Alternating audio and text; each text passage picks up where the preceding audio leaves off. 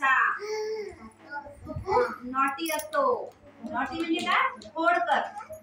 खूप खोड्या करत असतो बहीण भावासोबत पण घरी. मम्मीने सांगितलं ते कधी ऐकतच नाही तो. मम्मीला करू नको म्हणलं ते आधी करते. वरी चढू नको म्हणलं वर चढायचं आणि मग पडायचं. असं करत असते.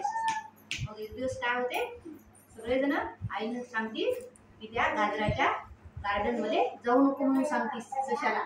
छोटूसा ससा असतो ना, आणि सगळे बहीण भाऊ ऐकतात त्या गार्डन मध्ये जात नाही. पण हा ससा काही ऐकत नाही आणि ती गार्डन खूप मोठी असती. शहर मधली गार्डन बघितली का तुम्ही? मोठी असते ना आणि 2-3 रस्ते असतात त्यांना. मग जातोय रस्त्यानं आणि नुसतं गाजर खातो पोटभर आणि तेवढ्यात तो गार्डनचा माळी येतो आणि बघतो तो ससा तर खायला गाजर. घेऊन त्याच्या मागे लागतो.